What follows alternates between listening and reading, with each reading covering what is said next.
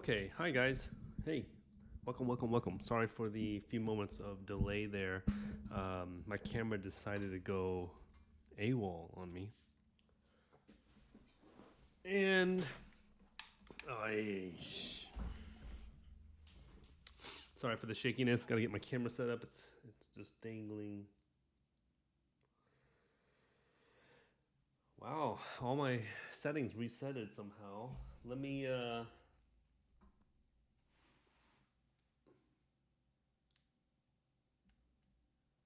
No.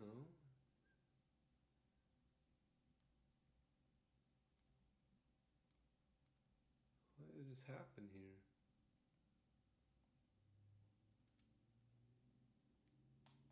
There we go.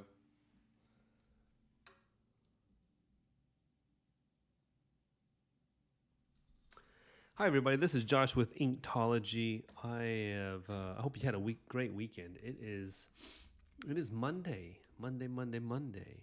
and we are continuing with Zmei, the three-headed dragon of Slavic mythology. This was a recommendation by one of the followers of the channel, and we're just gonna have fun. That's what we're gonna do. I think and I hope this will be a fun one. It's gonna be a lot of detailing with ink. So with Inktology, hey, evening, Randy. Welcome. How are you doing? How was your weekend? Did you have a good weekend? It was like good weather where I'm at. So, and then you had, today we had the eclipse in America. So everyone's like, whoa, the eclipse. Did you get to see the eclipse? Yeah. So hopefully you had a good one. And thank you for joining, Randy. As for today's drawing session, I always say I'm trying to keep it short. It never ends that way because once I get started drawing, I just get, you know what I mean, zoned in. But yeah, Zmei the dragon is a three-headed dragon from Slavic mythology that I wanted to interpret a little bit in my own thought process here. So you can see here we have some knights that came to conquer and save the princess, but the princess knows magic, and she is using the dragon's fire ability to rip off the head of the earth head, earth, fire, water. This is the dragons that I have created. Um, hey, you guys see the eclipse? I totally, I was busy during that time, so I didn't even know the eclipse was happening at like 11 a.m. this morning. Uh, my wife messaged me and was like, "Hey, we missed the eclipse." I'm like, "Oh well." People in Texas and everywhere else around the states, which is kind of funny because I'm from Texas, and every time an eclipse would happen, Texas would be missed. You know what I mean? Like Texan people wouldn't see the eclipse, and all of a sudden, when I move out of Texas, they have it. Of course, that's my luck. Hope it was cool and fun. Really neat. I saw some end of the world theories of, April 8th and the eclipse and stuff. But yeah, it's just funny. End of the world is not going to be happening over an eclipse. It would happen over just us having civil war or something. Probably, most likely. That's my thought. Um, Anywho, I had a good weekend. I think, except for yesterday. Actually, yesterday was pretty terrible. Some update on whether or not this live stream would even continue. Okay, well, first of all, Micron 1, we're using that today. Last night I was editing one of my YouTube videos so that I can post for today, actually, but I messed up. And I had this can of liquid, this drink beside me, and my hand knocked it over this direction, so it fell over onto my laptop, spilled a little bit on my laptop, so I freaked out, right? I picked up my laptop, tipped it over, started blowing on it, getting it off, and whenever I did that, I put my hand back to move the can back, but then I went to go use my left hand to clean it off.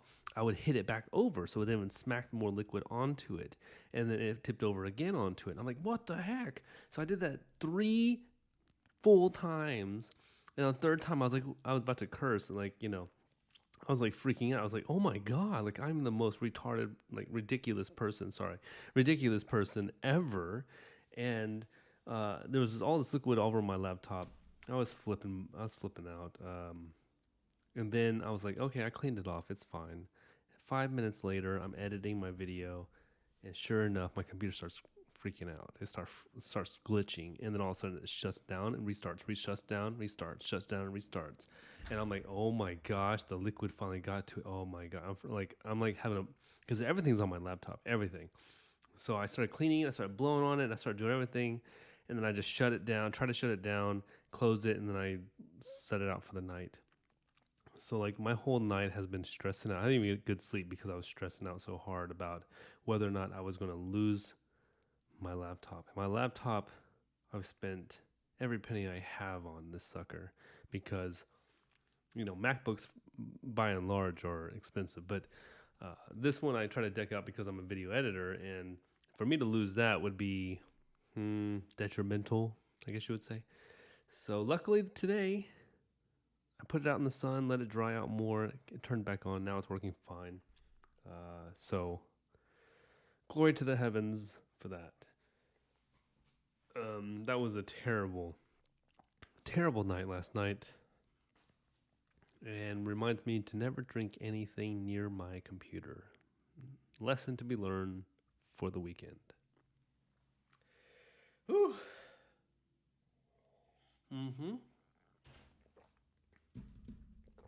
Anyways, let's get to drawing.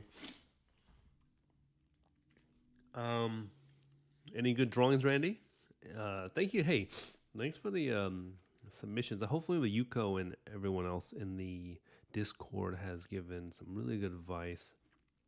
I'm really happy that the Discord is already showing that people can, encourage each other and then give good advice for each other. That's what I want for the Discord. It's something that artists can come to and start benefiting from.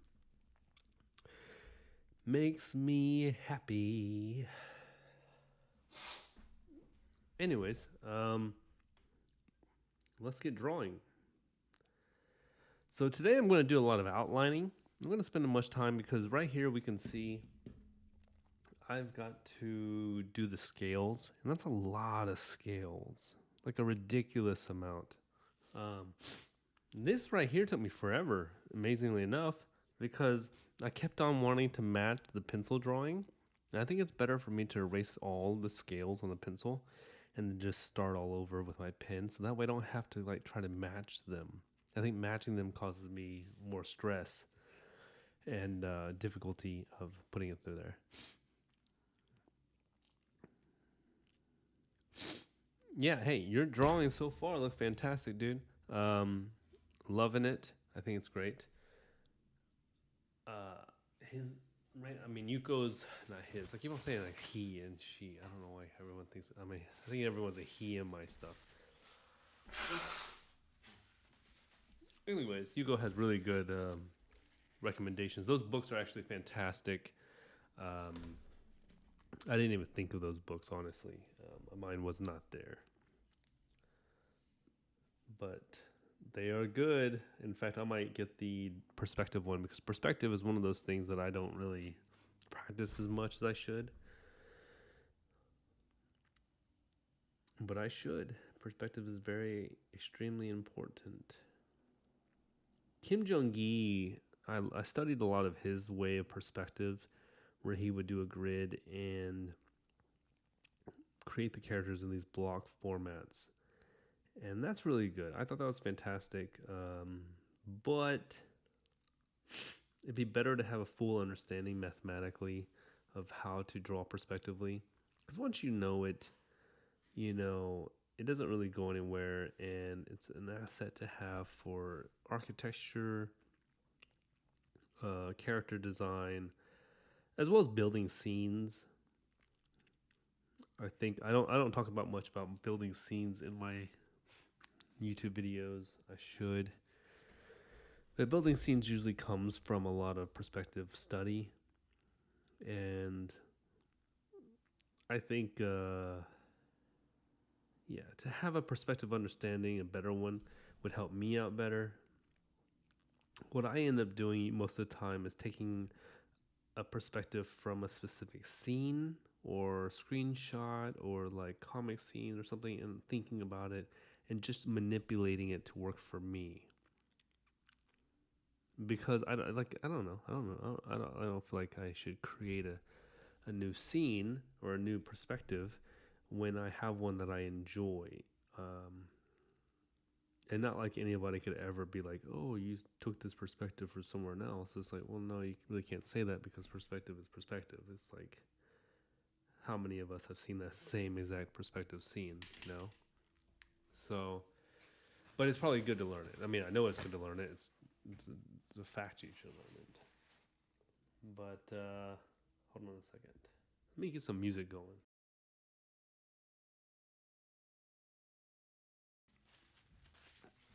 I need to find some music, some solid music.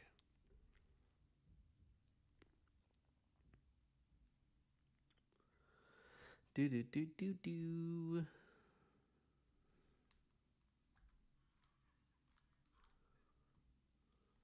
Okay, I think I got something here. Sorry, I'm allergic to drawing, and if anyone has watched my channel, they know that that is a fact. What is happening with this video? It's all.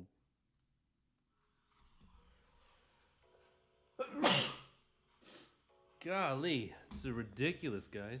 Sorry. Ugh.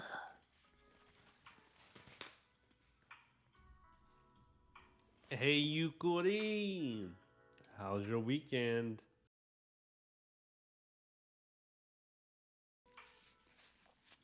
Thank you for the recommendations for drawing tips. Super fantastic. Really appreciate that on the Discord. And if anyone's listening, join the Discord. It's in my descriptions or somewhere. You can find it. You can join my Instagram. You'll find it. It's there. I think it's there. I hope it's there. How's your piece coming, Yuko? I know you were working on that one autumn drawing, and that looked fantastic. Super good. I'd love to see how you've gotten on it, or if you've even worked on it.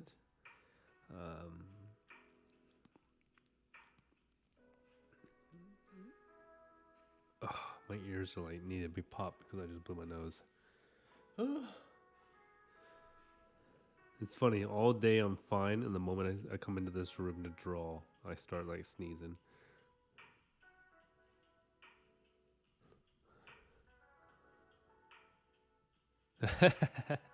Did you get to see the eclipse? How was the eclipse? Was it nice? Was it solid?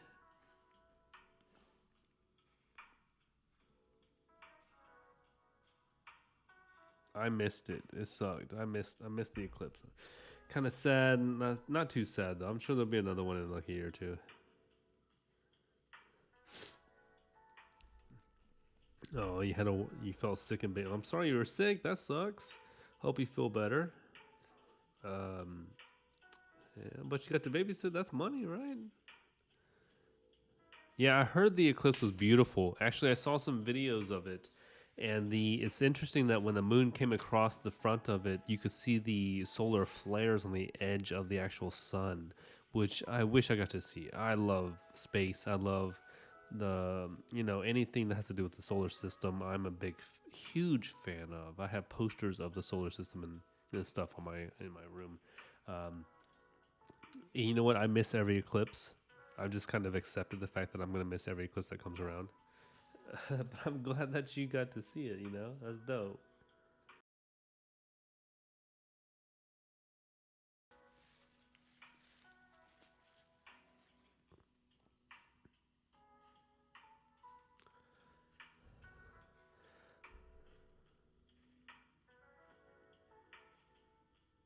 $10 a day isn't that much? No, that's not much at all. You gotta find a better gig unless the kid is super chill. Yeah, I hope to see it again, but I hope to live another 30 years. If not, then screw it. But I hope that next time I get to see it, I want to film it. That was my goal. I was actually asking my wife if we should drive down to New Mexico, because I think they would get in the line of seeing the eclipse today, so I can, see this sucker. Because I always miss it. I was telling Randy, it's like in Texas we never get it, right? But then all of a sudden, the moment I move out of Texas and stuff, of course, there's an eclipse there. That's like a full-on, legitimate end of the world vibe eclipse. Whatever. So I'm not worried about it though. I've seen enough cool stuff in my life. An eclipse will have to wait. I missed Haley's Comet too when I was a young kid. I'm kind of pissed about that because I don't have to wait till 75. I'm 75 years old or 75. It's every 75 years that sucker comes swinging around, you know. There's a lot of cool stuff, you know. There's a lot of mythology on the end of the world for that eclipse that came out today, which is kind of funny that people thought the end of the world might have happened today. I'm like, come on, guys. Like, you know, in the deepest of your heart, you can't really believe that the end of the world's going to happen just because there's a solar eclipse. Like, what really makes you think these things? But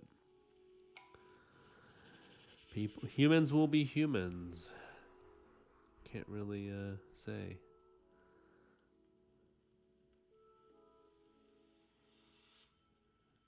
Yeah, I'm gonna get my wife to come out with me and view it next time it happens. You know, we were just super busy this week. Just extraordinarily busy. I think if we would have known about it earlier, we could have planned for it. But we didn't really know about it until like the other day.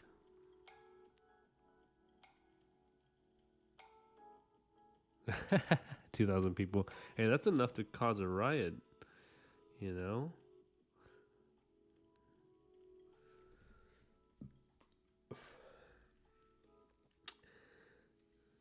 I don't know.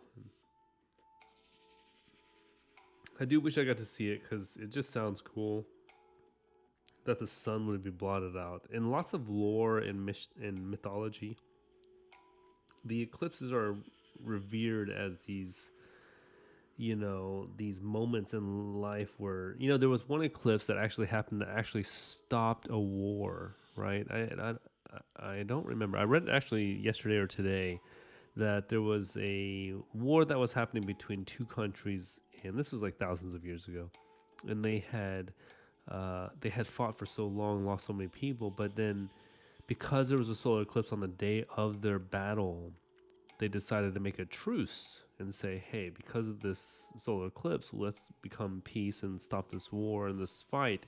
Let's just call it quits. And it actually ended in an actual war because people were like, we took it as a sign from the heavens that this wasn't a good thing. And which is kind of wild to think about, you know? I should have screenshotted it because I think it was on my phone. But really cool.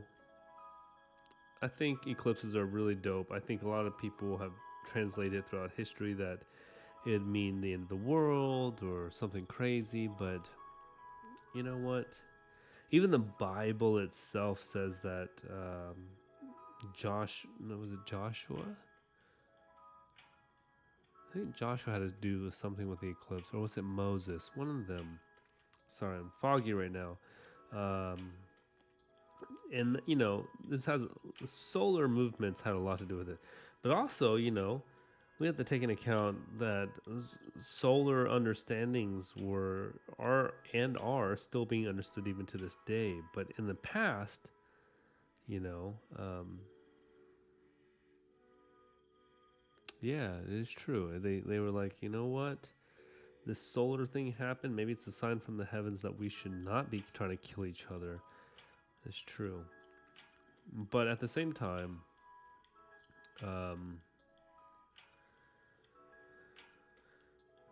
you know, it is also a sign for many other religions to do certain terrible things, you know. Even the Mayans they were really good at the calendar stuff, so solar eclipse meant a lot to them. It's rad. It's a rad thing. But I'm glad that science has kind of disproven a lot of the mythology of eclipses. That way we don't go haywire on thinking anything we want to think.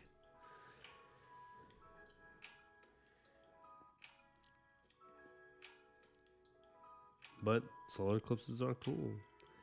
I wonder what effect they actually have on the world, the planet Earth. You know what I mean? Frozzy, Frozzy, Tango, Tango. What is up? Welcome to Monday Night Draw.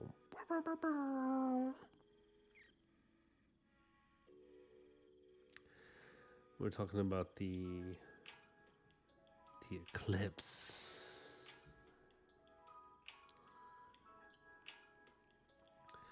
Like the eclipse, you know, they said that the moon controls the tide.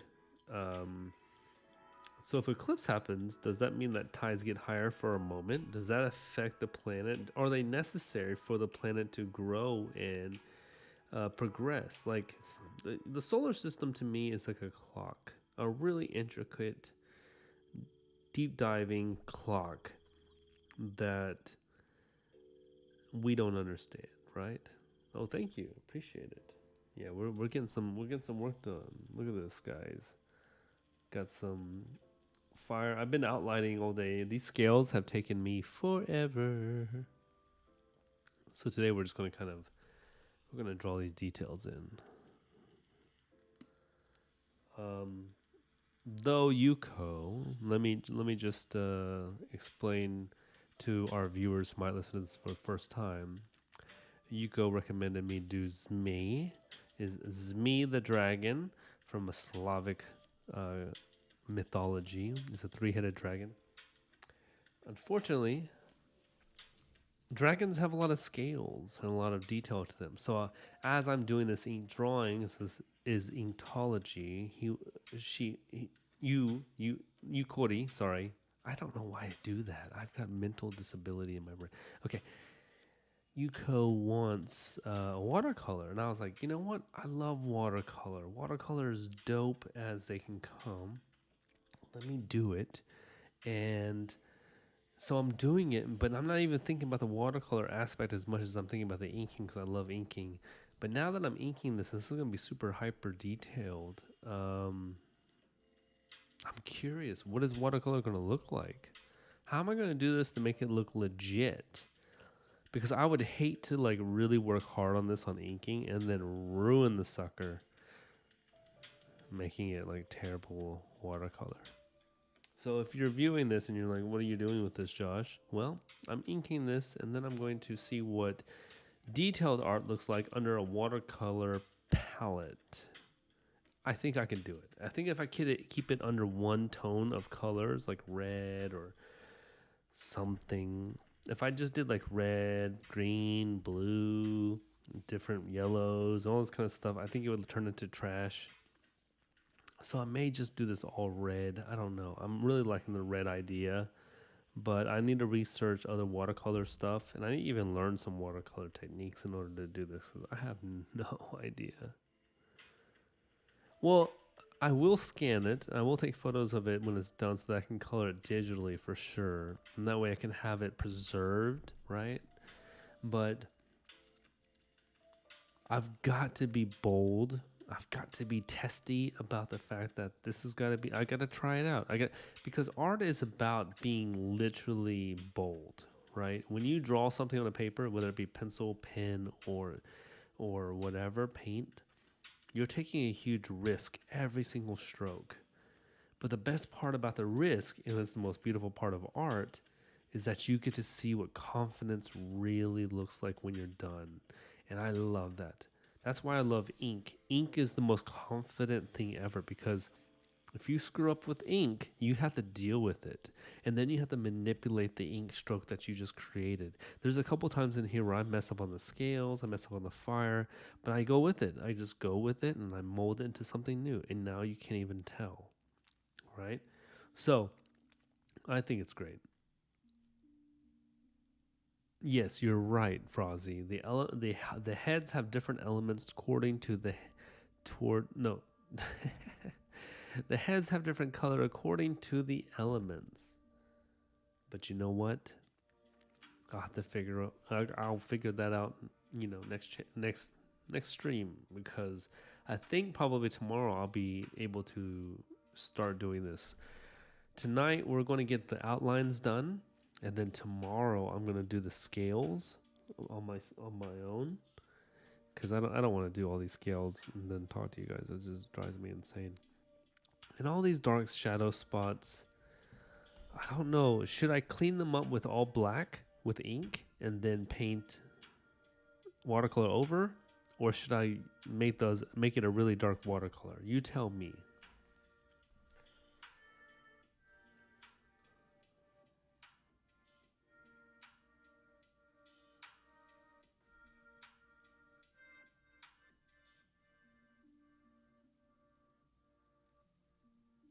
I've been watching a lot of House of the Dragon in order to understand dragon uh, skeletal structure and how they kind of move and stuff, so I can kind of figure out what I need to be drawing here. But hasn't helped that much.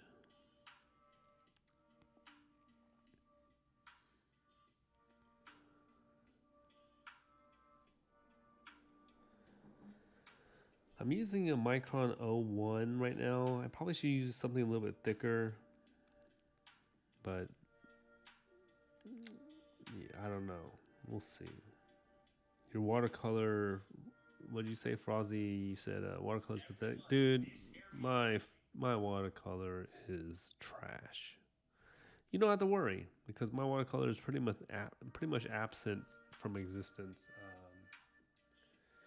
I don't know how to watercolor. I don't know how to do it. I don't. I've tried it multiple. You can watch my video on Akira. I did an Akira anime one, and that looks kind of like trash. I'll admit to myself, I don't like it. I could have done better.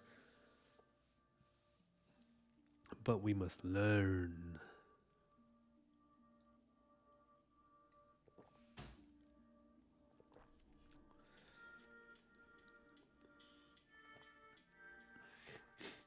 So today's question of thought, and maybe you guys would like to ponder this idea.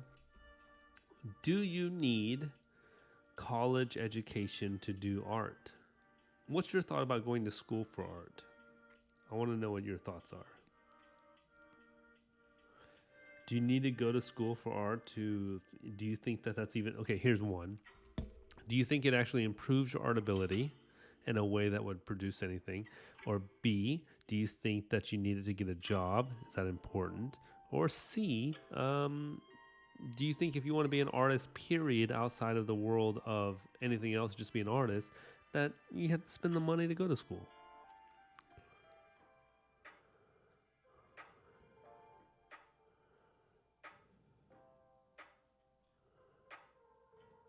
Huh. Well, Yuko, I thought I would do watercolor first too. I actually was going to originally because I know that ink lays over top of the watercolor and it looks beautiful. But in the process of doing all this, I wanted to have a scan of the ink so I can put it digital. And if I watercolor first, I wouldn't be able to do that, right? So I wanted to do the ink first in order to kind of see where I can master the rest of it, and then put the watercolor afterwards and see what happens. I'm sure the blacks will get tore up a little bit, get blended out, but I'm gonna. Yeah, I don't know. I'm just gonna go for it. This is just a fun piece. This isn't like a master work or anything like that. I just wanted to kind of explore this. I mean, this is a recommendation by you, so I'm just having fun. Someone recommended the other day that I do some other drawings, and I want to go towards those. But after my recommendations, I may move over back to my I am going to move back to my comic book stuff because I really want to do some biblical art that just really revolutionary styles. Kind of a mix between Frank Miller meets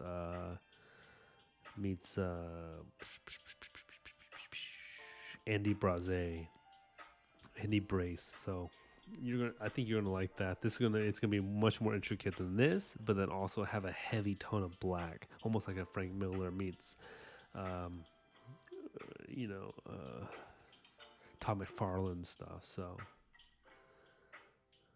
So what's your opinion on that, Frozzy? I would love to know.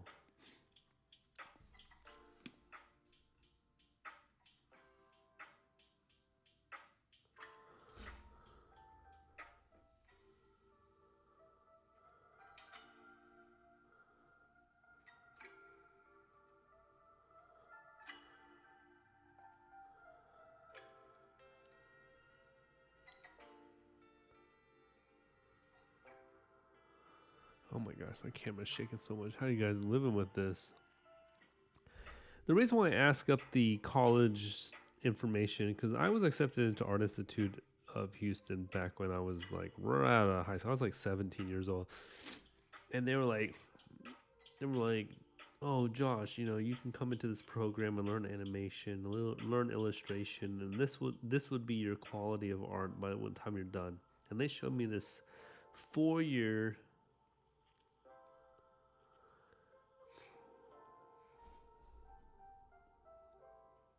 Really? So you think it's like a self-taught surgeon versus one that goes to school for it? Interesting. But art, is it not something that can be kind of translated into your own subjective interpretation of what's good and what's not, right? With all the different types of graphic design, comic book artists, classical artists. You don't think that one can be self-taught and be better than that of a person who is, um, in college or went to school for it? Which is fine if you think no, it's absolutely okay. I'm just curious. Because when I got accepted in school,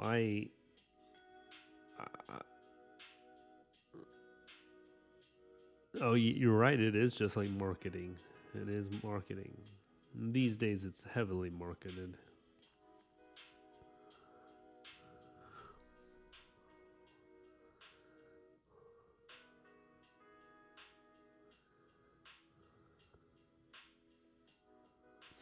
Interesting. You're right. So Yuko, yeah, I agree with you that you don't need a diploma to do art, because I've seen artists who never go to school that are, they're doctors, but they do art on the side, and their stuff is like phenomenal. But at the same time, Frozy, I get what you're saying. There's a marketing aspect to art. Knowing what art sells, knowing what art actually works with society is an important way to even sell your art and grow as an artist. Because if you can sell your art, I mean, shoot, have you not made it, right? That's part of what being an artist is like selling yourself and marketing, just like you would be a TikToker or an Instagrammer or something like that. Like, it might be looked down upon or whatever, but then at the same time, you get the best of the best are able to market themselves in any field. So I get that. I went to college the first day at Art Institute, and I got accepted, and I was going in, and I was supposed to take my first class, and I was driving halfway there, and I was almost there, downtown Houston, and I turned the car around, and I said, you know what? I don't want to pay that kind of money. I don't want to pay $50,000 for 2 years to learn something that is mine. It's my story. It's my descriptive understanding of interpretation of what the art is. My mom was pissed, but I think it was a good choice.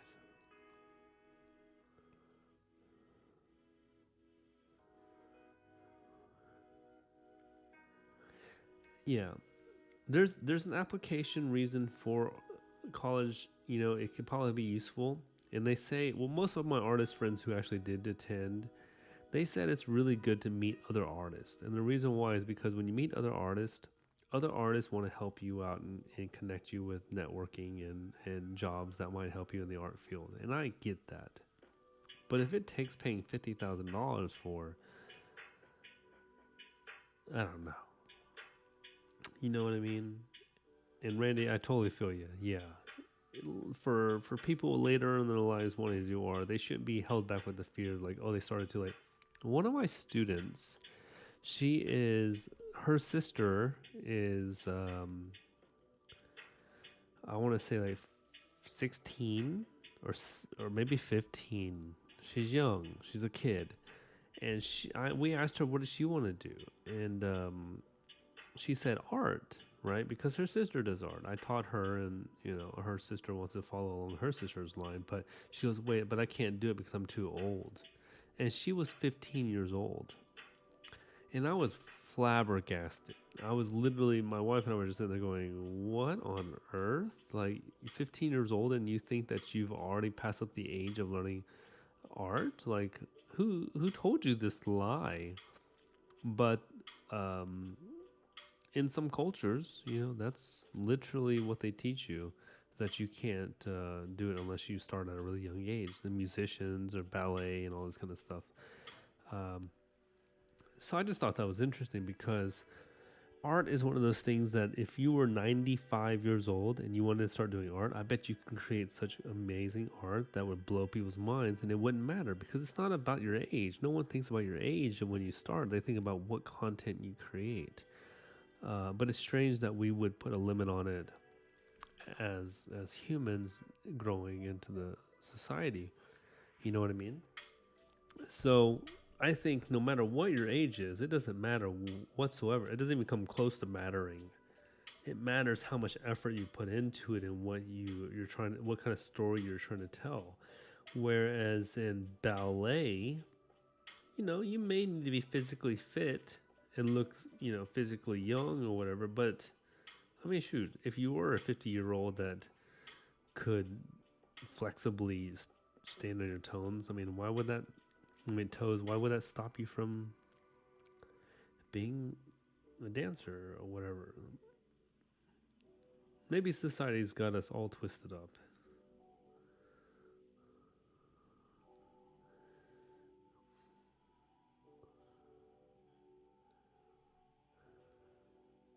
No, I wasn't able to change her mind.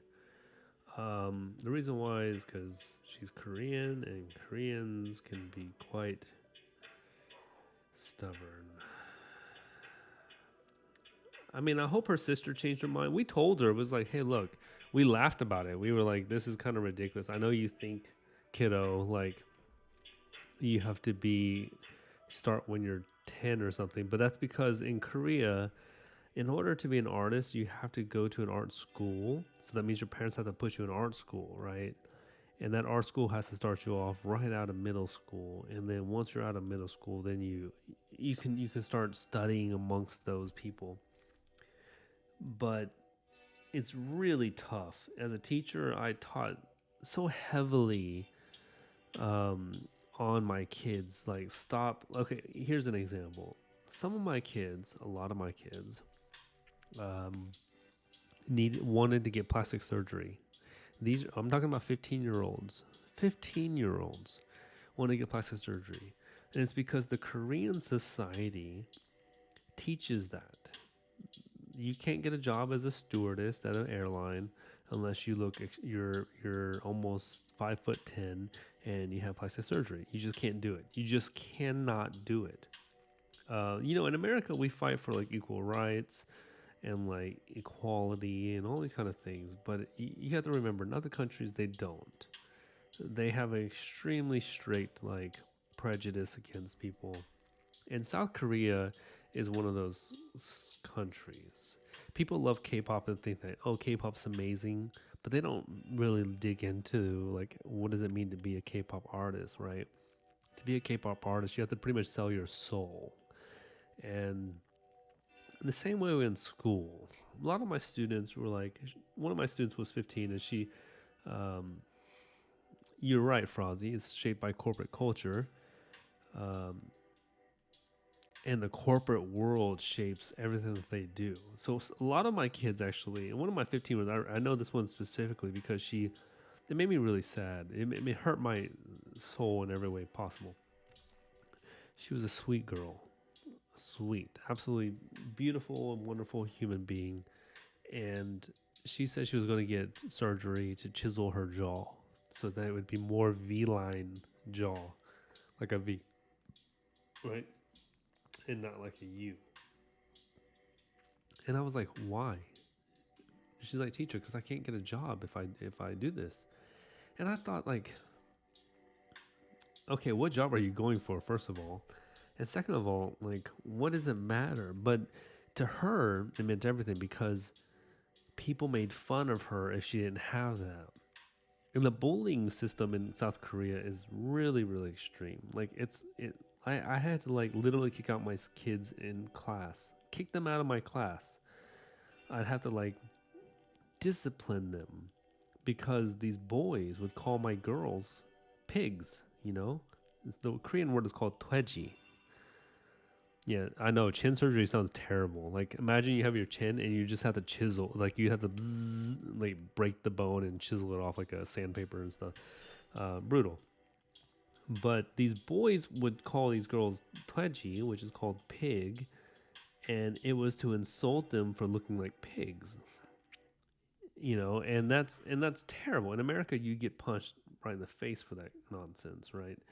Um, but in Korea, it was very normal, and I had a hard time teaching my kids like, hey, I had one of my boys. Oh man, I got so mad at him. I was like, well, like I wanted to call him all kinds of names. I was like, well, you're this and this, but then I was like, you know what? That's not gonna help. Not gonna help one bit.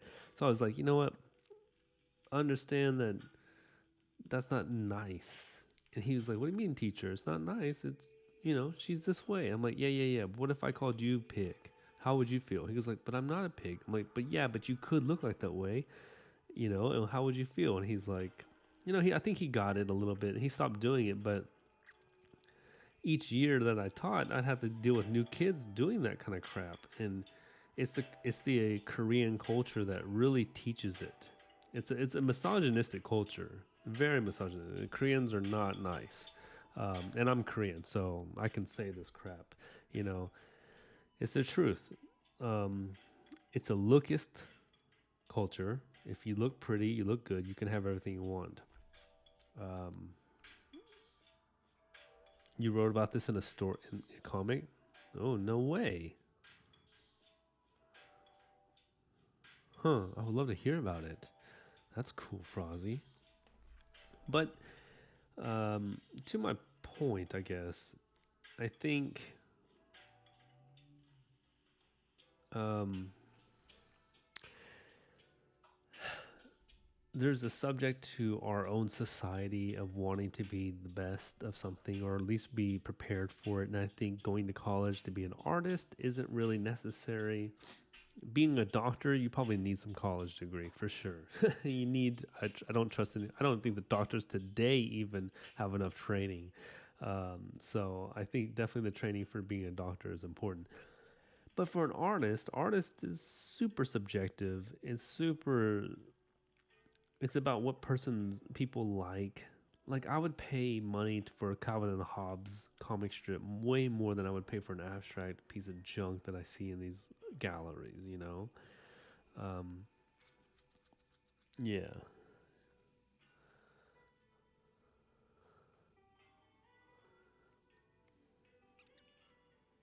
Ooh, what a really cool concept, Frozzy.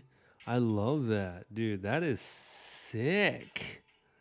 That is freaking sick. If anybody you guys should look at this comment on the live chat we have here.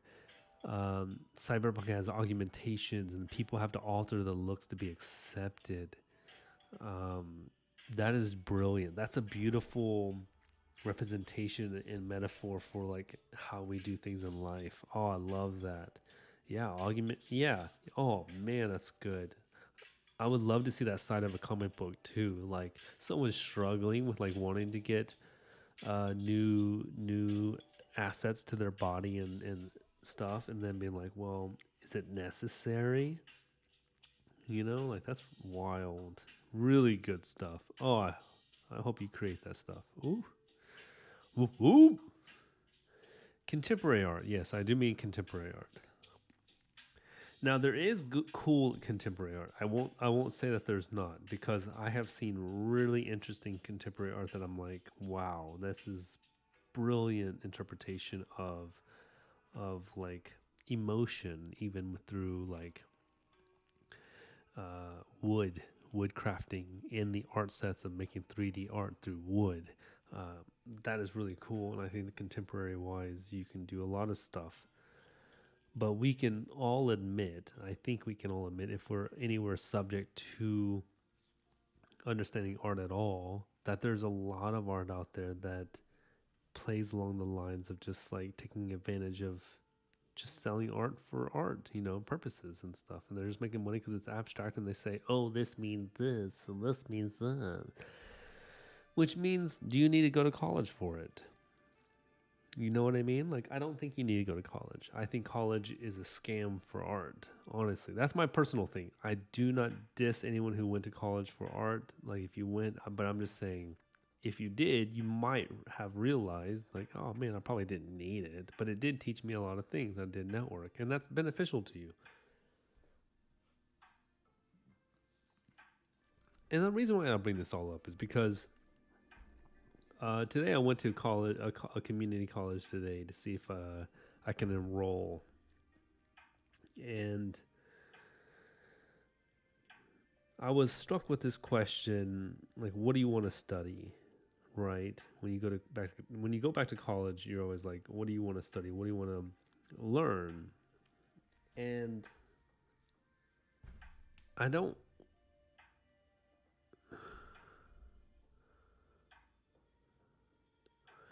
Right. So like 3D animation, I totally get. They probably had the programs. They probably sat there and taught you all the intricate stuff that you can't learn through either YouTube or whatever, right? But we're talking from an age of like art where, classical art has been taught for centuries now. And so it's all accessible through any format. So we could have learned it anyway around it. But 3D is brand spanking new to the scene of society. So most people don't even know how to log into their email. You know what I mean? Like older people. There's still an age of like absence of intelligence on that stuff. Mr. Chu, welcome to Inkology channel. So like I totally get 3D art. Actually, I learned 3D art in school too. I really love 3D art. I didn't pursue it because I wanted to do comics more than I wanted to do 3D. But you're right. You couldn't have learned that stuff because like Maya, Autodesk, Unity, and all these other programs, they don't just require artistic skill. They require programming understanding and XYZ. They require a lot of different formats, so I totally get that. And also in the 3D art world, making community of those kind of people is very important compared to gallery artists and stuff.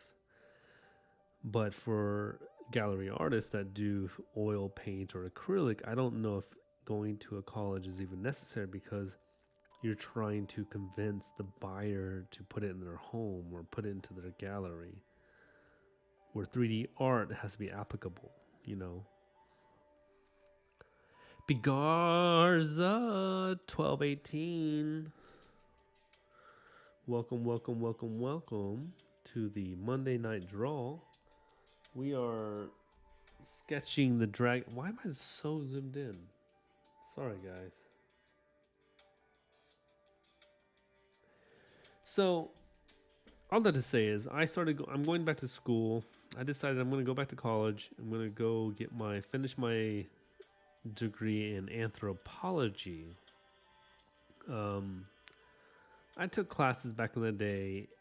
It's funny. I actually took some classes and I called up the school that I went to school, and they're like, I'm like, hey dude, like, I know you're just trying to help me out here, but like, what classes did I actually take? I don't remember. I'm going to be real with you guys. I'm going to be real with you for half a second, so don't judge me. I was high as hell when I took my classes. I was a young kid. I was 22 or something, 21, 19. I don't know what I was. Anyways, I was on lots of things that were not good for the human body. And I asked the guy, I was like, so what classes did I take? And he goes, hey, you finished, it looks like you finished English 13 something and history, and you took another English class and a math class, but you apparently didn't complete those. You actually withdrew from those and all. I'm like, dude, I don't remember any of that stuff. I don't remember any of it. Don't do drugs, kids. Drugs are bad. But the good thing is I had 2 classes that I actually finished. I'm very happy about that. So that I'll actually take off 2 credits for me taking my anthropology degree. And I haven't really told anybody this, so this is actually, you guys are the first to ever hear this. But yeah, I do remember one thing though. Oh, dude, self-taught historian. History is my fave. That was one of the classes I actually finished and did passing grades. That in English, but I went to class.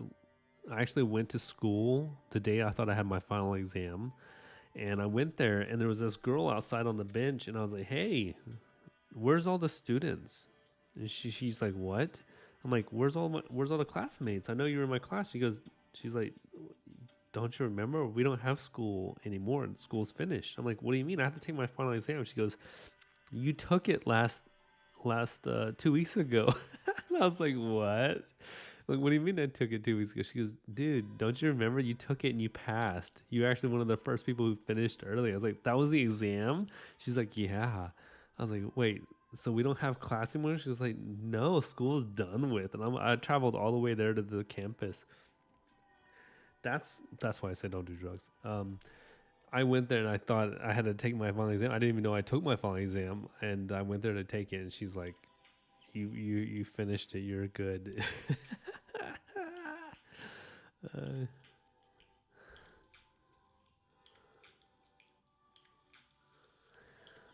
you know, college is an interesting thing. You can go to class drunk or high and probably still pass some of these things. Um, but I just thought it was funny. Yeah, I flex without flexing. That's right. But I failed math, pre algebra. I failed, and then I failed some other class because I actually didn't even know I didn't know I started taking it, so I never even showed up. I never even showed up for a single class, and I didn't even know I started taking it. So I was like, oh, dude, I didn't know I started already. So I failed it, but whatever. So, anyways, I went to college today, the college campus called El Camino. And I was like, you know what? I want to start going back to school. I want to get my degree in anthropology. Actually, it's my degree will be in archaeology. I've always wanted to be an archaeologist. Like it's like my dream. It's like if there's anything in the world that makes me curious about anything, it's archaeology because studying the human development and everything, like especially with religion and um, yeah, math is hard, dude. Math is super hard. With the religion and stuff like that, I find that it's just like I do want to do sciences and like the future of stuff. So like I want to do solar system study and stuff like that. But then like archaeology, man, archaeology. You've got this like Indiana Jones vibe and stuff. I know it's not really like Indiana Jones, that's super extreme. But think about like discovering. Um, I'm gonna show you guys something. It's gonna be very rare, but don't say anything to anybody.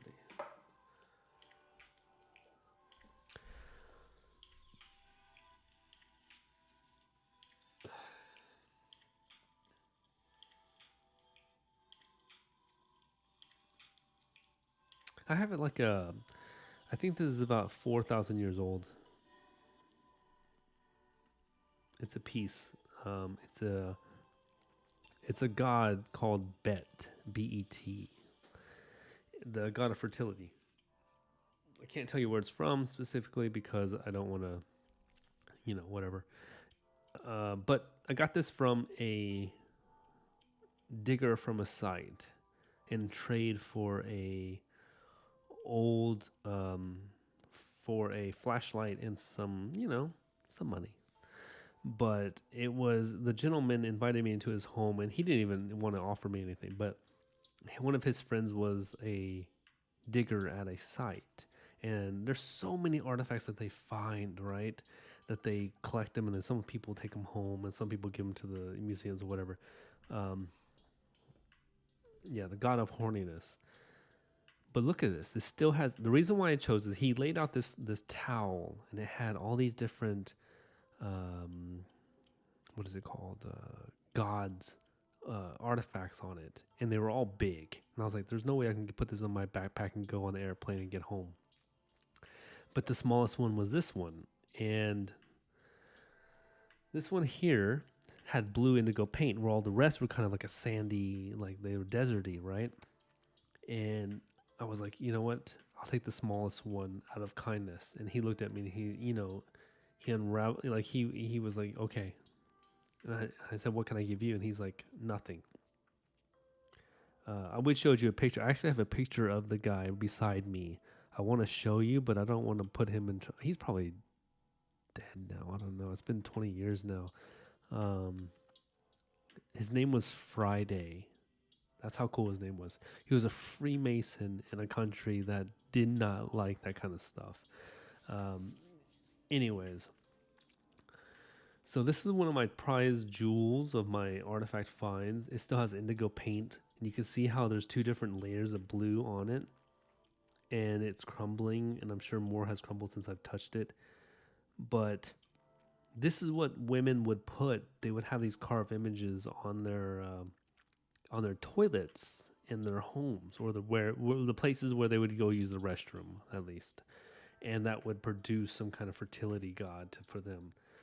Bet. And I'm going to put it back because I don't want to drop it. Anywho, Beth. I don't know what's up with the TH though. That's the thing. Is I've looked it up and there's a couple different versions, and Bet BET was what I had conjured up through my studies. Maybe I can find it. No, I'm giving it away where it's from, though. You think anybody would care? Oh, you think anybody care? Think anybody care? It was a gift, so it wasn't like I purchased it or anything like that, really.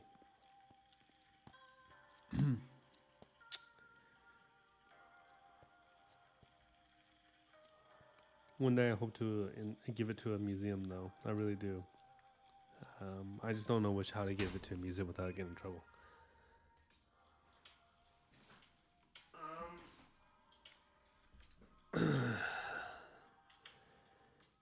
Yeah. Okay, well then I'm just gonna let you guys know, and so I don't know get it appraised. I can't get it appraised. I would feel bad. It's from Egypt. It is from Egypt. I did not steal it. So anybody listening to this, I did not steal it. It was a gift. And in return, I gifted back something to the man who gave it to me.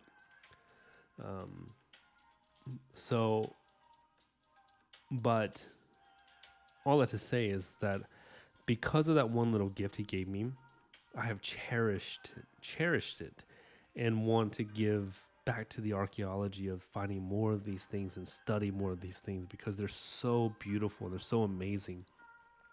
And I think there's a way that, through archaeology, me going to school, I can actually produce an artistic ability of creating art for archaeology. Because you know what? A lot of people take photos of this archaeological stuff, and all that's greatness. But I think art can produce a lot more. I think we can design more of the theories of what happened and all this kind of stuff. And I just think there's need to be more art about it. So I'm trying to combine. Anyways, I feel terrible about it. I feel weird about showing that piece right there. I've always kept that pretty secret for the most part. But I think if anyone's going to watch this video, the chances of someone going like, oh, whatever, then they need to confront me and talk to me, and then we can talk about that later. But I'm willing to give it up anyways to the museum if it need be. But it's just like one of those beautiful things that I've been given, and it's changed my course of my studies, because as a person who's been part of the religious of the Christian community and of the Jewish community, I love the Israelite mythology. I think. Well, thank you, Frazi. The universe did ask me to have it. And I'm sure there's a lot more crazier stuff out there where people have gotten a lot more sketchy things and done more sketchy things. So I'm not too worried, but it's still one of those things that makes me like, it's a weird thing. It was a gift to me, and it just like, give it to my kid as a heritage. No, it belongs in like a museum. I shouldn't be in my. I just don't know how to get it. I don't know how to do all that stuff. Like, I think me as becoming an archaeologist will help me know museums that will take care of stuff like this. And I would love to, because it has blue paint on it. You have to. It's not just like a stone piece of carving. It still has blue indigo paint from that time period. That's what makes it uh, difficult, right? It makes it more unique. You don't usually have paint that lasts that long. So whatever they use to paint it with must have some kind of wax stuff to it. Um, you know what I mean? Like the wax, whatever the indigo paint that they had, which is indigo in itself in ancient period was a royalty color. But then to have it last this long must have meant they must have used a really high quality, maybe a wax or some kind of thing within it that kept it. So I don't know how to do it. You know, I don't know what to do with it. It's like I got it. I wanted to get it tested, but then like I took it to one dude and he was like, "Well, I don't know. I've never seen this god before. I don't. It could be a fake. It could be whatever." But I was like, I know the guy Friday. I know this guy. He's not gonna lie to me. He took me into his home, unraveled his turban, and like he sat me down and he's like showing me his life history through these photographs that he showed. And then I trust him 100%. It's one of those moments where you're like, this human's not lying. He's chilling, like he's being cool. The thing is like, anyways, I don't know what to do. I'm like, I feel lucky too, indeed, right? Indeed, I feel lucky too, Yuko and Frozzy. I appreciate that, but like, I don't deserve this kind of gift. But that's also, it changed my life to be like, I want to be an archaeologist. I want to be Indiana Jones, but an artist Indiana Jones. And at, you know, at my age, like I'll be 40 in no time. And it feels weird. Like, should I even have to pursue this kind of thing? But then I would love to get the degree just because I would love to go to Egypt and like do more discoveries and go to the Mayan temples and do all these discoveries and stuff. So anyways, I want to encourage you guys because, you know, this is something that as artists, we are trying to feel like, oh, are we worthy to, do we have to go to school? Do we have to continue? Like, do we have to be a perfect at all this stuff and whatever? And I think we don't, right? But I'm going to school for something completely different, not art, but for archaeology and anthropology. And that, I hope, helps my art. I hope it does. So I think going to school for art might not be the best, but Indiana Josh. You know what's funny is we were thinking about kid names. I was thinking about children names, and we're thinking about India as one of the names, and I think that's like a cool name. Indigo would be the name, not actually Indiana, but Indigo, and that would turn into Indy. And Indigo sounds like a pretty freaking dope name, right? Right? Indigo Lamb. Oh, that sounds sick. And it's unique.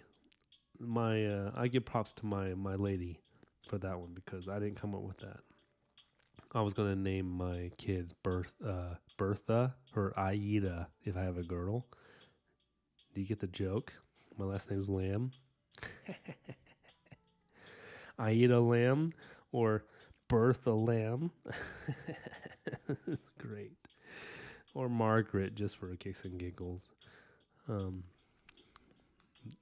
You gonna be Tomb Raider? I wish I was as hot as Tomb Raider, but I don't have boobs like that, so can't really do that. Hold on, guys. I need to use the El Baño. So what I'm gonna do is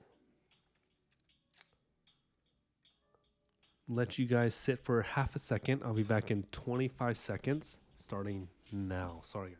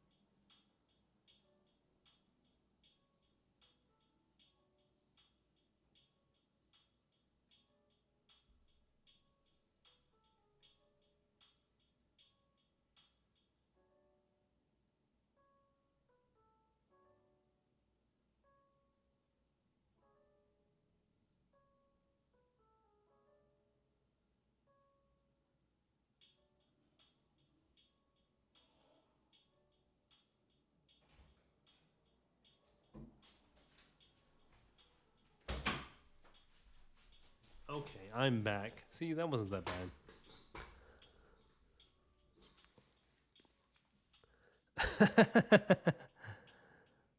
Hey, Krusty Craven, welcome, welcome. Thank you for the compliment on the dragon. I appreciate that. What you think? What you think? Um, yeah, if I have the shorts, if my thighs look that good, like Tomb Raider, if I look like Angelina Jolie at all, I'd be happy. I'd probably just look in the mirror all day, though. That's the truth. Um, But yeah, anyways, hope you guys like that little segment of the archaeology stuff. Um, I've always wanted to kind of show that, kind of talk about that kind of stuff, but yeah. Anyways, that's kind of like where I think schooling should be. If schooling should be taught, and like, where do you want to study? Can you change what you think of like art should be learned and stuff like that. I want to learn archaeology, and I think I can mix that in with art, compared to just going to art school and stuff. How much do you practice your drawing every day, or do you ever practice every day? Just trying to see what people do, because I need to increase my practice time. Good question, Randy. Yeah, I wonder what you guys think. Frozzy, Krusty, Yuko. What do y'all think about Pigarza? How much do y'all practice art? Do y'all practice every day? Do y'all practice here and there? Like, is it something that you focus on?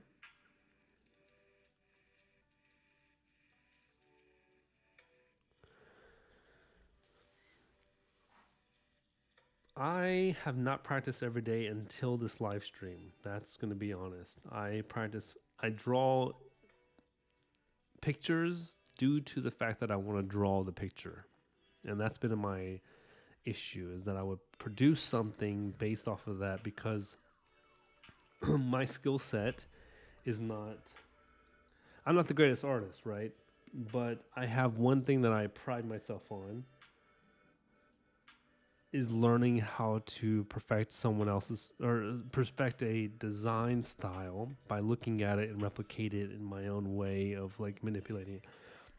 That's why if you go to my exo.chocolam on Instagram, you'll see like so many different styles that I do, because I see a cool style and I want to try it my own. And I'm really good at that. And it wasn't until the live stream that I started learning how to perfect my own style, which my own style is an inking that's kind of a hyper intricate, but almost sloppy in many ways. I don't feel like it's super clean. I feel like it's a little bit sloppy style, but it's helped me a lot.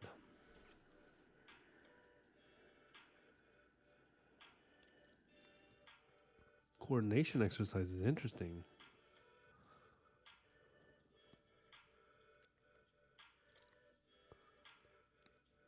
Wow, all right. 5 minutes minimum. You're a boss. You're a boss, you go. Your stuff looks great for 5 minutes minimum.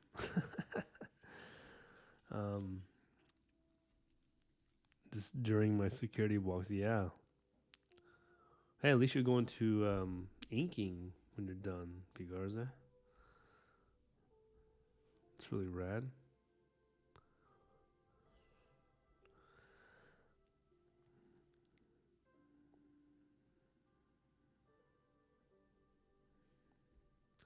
I think I don't know, when you're a kid though, when you're a child, you practice a lot more. Like, you know what I mean? Like there's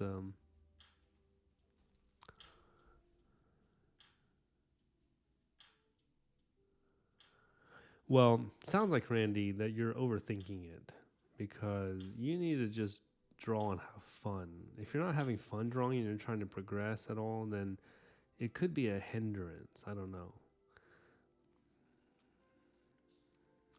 Yeah, so there you go. Frozzy said exactly what I was saying. Just draw about anything. It doesn't really matter what you draw. just about it matters like if you enjoy drawing because your practice will is through the fact that you're drawing. Period. I follow a kid or you got I don't know if he's a kid or he's a guy who draws anime and he draws. When he first started, his anime was rough. Like it was just rough. I'm not gonna be lying. It's just rough. But he does it every single day, and whether he gets any likes or anything like that, he doesn't care. And then as he's drawing every day, within just 2 months, you can see his line work, his shading, his proportions get 1,000 times better. And I think that's because he loves doing what he's doing, and he's very persistent about just like doing it. Now he's not trying to study. You don't see him doing any kind of studies of the body or anything like that. And those are fun and to do, but should be done on yourself on your alone time. I think, yeah, right. I think, I think you're overthinking it. It's like a video game, like Frozzy just said. Yeah, and Krusty just said this exact same thing. Um, oh gosh, what's this? So I think everybody's saying the exact same thing.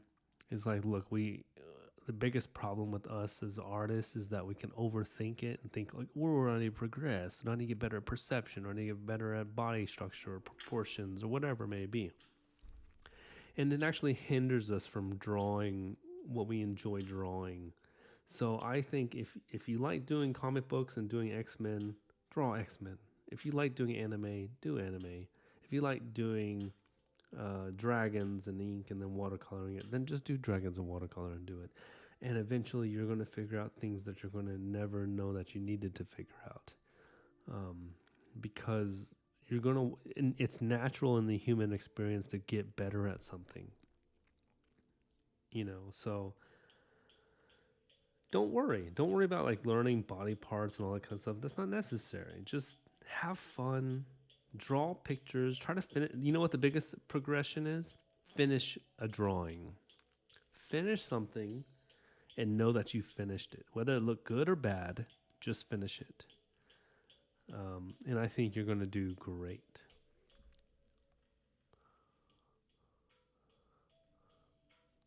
Yeah, because finishing it teaches you, after you're done, you're like, oh, I see what I went wrong. I see what I did wrong. I see what I can improve and all that kind of stuff. You'll be fine.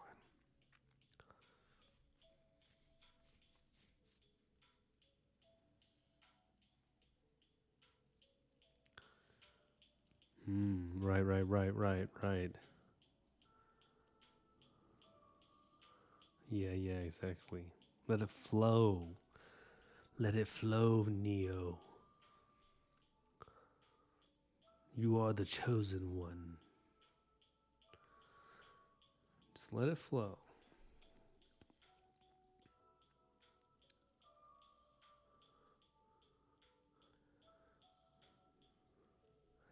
Yeah, I think you need to just have fun.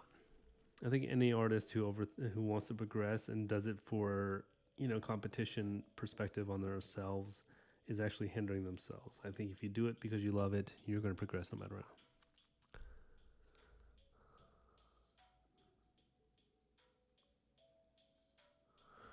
Well, Daniel, good question.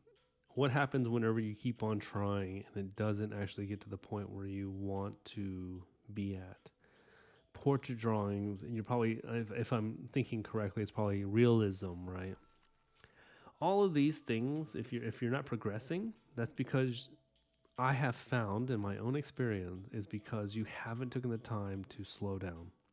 You haven't taken the time to say, okay, what needs to be improved? Is it my shading? Look at your drawing. Is like, does it look like it's too light? There's no contrast.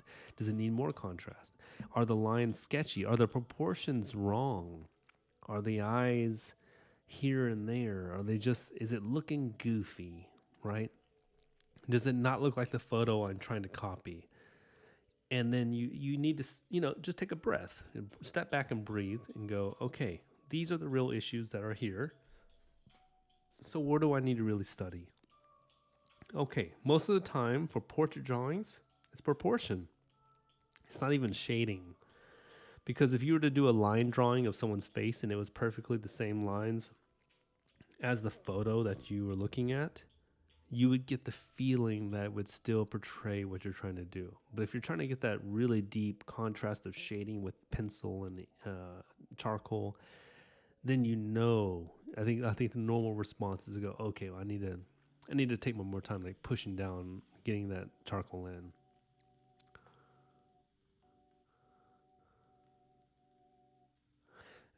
Yeah, you can always start over, like Frosty said, and just keep trying. Or you can do what Yuko. Yuko has a good idea. His theories, explaining theories can play a role, and that's true. Um, for example, when I was learning to do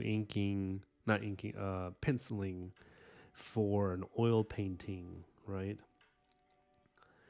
The artist Scott Waddell was telling me about like blocking in the shadows first because the human brain will likely want to draw the eyes, the mouth, the nose, and the ears first.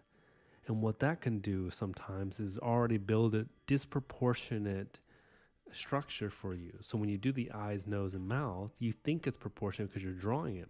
But once you start putting shading to it, it doesn't match up. So it's better to actually learn shading first. So you would block in all these. So you can see here where I stopped. These lines stop all right here. Oh my God, I'm not even in the picture. Dang it. Come on, guys. You got to tell me this stuff. So right here, I have a shading blocking out. This is all blacked out. This is all blacked out. And you see these little spots where I've detailed, but the rest of it's blocked out. Here's where the blocked out lines kind of start here.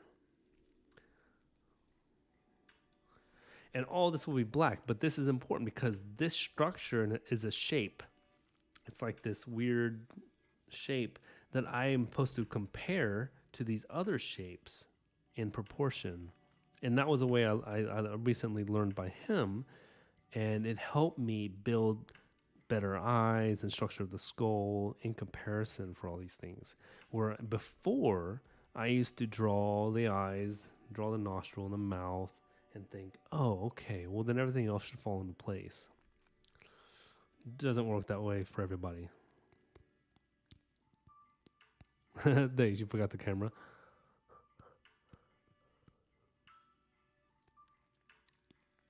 I'm getting the resources to explain theories so I can play a role. Bath start can sometimes lead to a bad end. That's true. It's not feeling the drawing. I move on to the next. If I'm not feeling the drawing, yeah.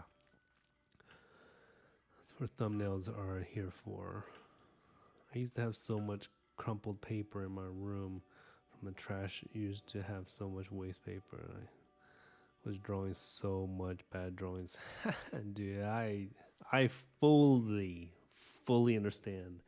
I used to throw away so many drawings and people are like, why are you throwing that away? I'm like, it wasn't what I wanted. And they're like, no, it looks great. And I'm like, no, you know nothing. You know nothing, Jon Snow. That's what I would say. Not to Jon Snow, but it's true. Because the artist has a perspective of what they want, and if it's not coming out that way, you're going to probably trash it. I trashed probably thousands of drawings. Yeah, probably even more than that.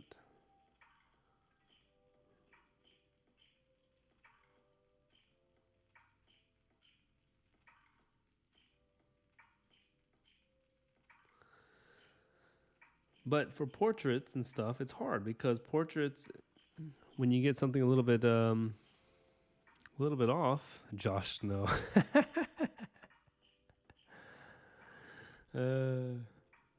If you get portraits, if you get portraits a little bit off, they can look really bad because the shading is off. But if you get the shading right in the beginning, the rest of the proportions should come through. I draw my wife a lot, and she is the hardest human being to draw. I don't understand why. I can draw any other person fine, any other person. But for some reason, because my brain says she looks a specific way in my imagination or in my thought, it ruins the actual drawing because it doesn't look exactly what the photo should be or whatever. The brain is a very tricky thing. It plays with you a lot. But if you learn to trick your brain, now on the other hand, and say, okay, I'm not going to just go from the eyes to the nose and mouth, like I said before, I'm going to block out all the shadows first. Just draw a line where the shadow, like blur your eyeballs, like look out of focus a little bit. Look at the reference, and then try to draw just the shadow parts. Don't even do the mouth or the nose. Just do shadows. You'll get a better understanding where things should be because your brain starts to go, oh, okay, I'm not trying to create an image based off of what I think it should look like. I'm basing it off of what it actually has details in. And so, yeah, one of those weird tricks that you can trick your brain into doing.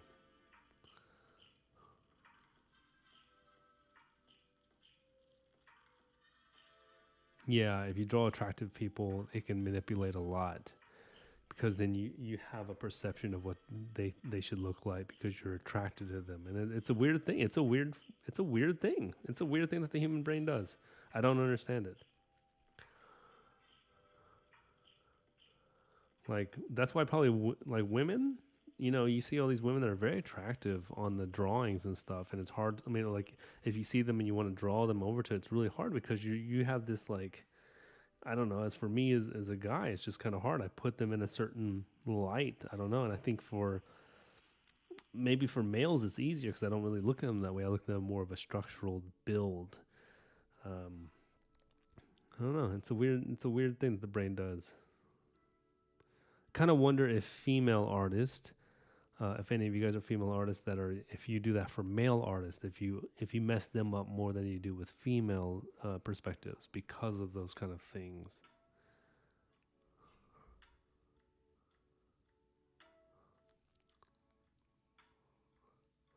You guys need to look at more your models. Don't be shy. That's very true. A lot of guys are shy. We're all shy. What are you talking about? Artists are shy. Hey, Krusty, I enjoy old people. In fact, old people are some of the best because of the wrinkles and the features that express. I totally agree with you. I love older people. I like unattractive people, actually. People that are not considered attractive, I guess you would say. Because they have a unique look to them usually. I don't like doing really pretty people, smooth skin, perfect bodies, kind of stuff. That's why a lot of my drawings they're kind of goofy looking people because I try to choose people who have unique looks to them. So I agree with you there. It's easier to focus too. If you're looking at Angelina Jolie and you're trying to draw her the whole time, you're not thinking about the drawing, you're thinking about Angelina Jolie. So, totally different world.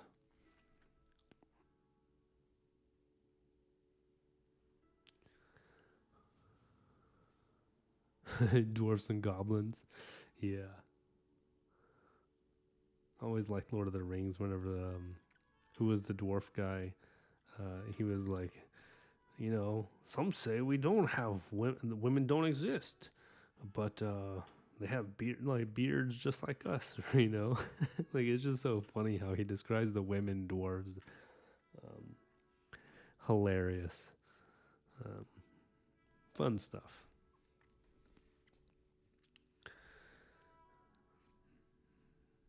Good movie. Okay, let me finish this dragon's head. The rock dragon, the earth dragon.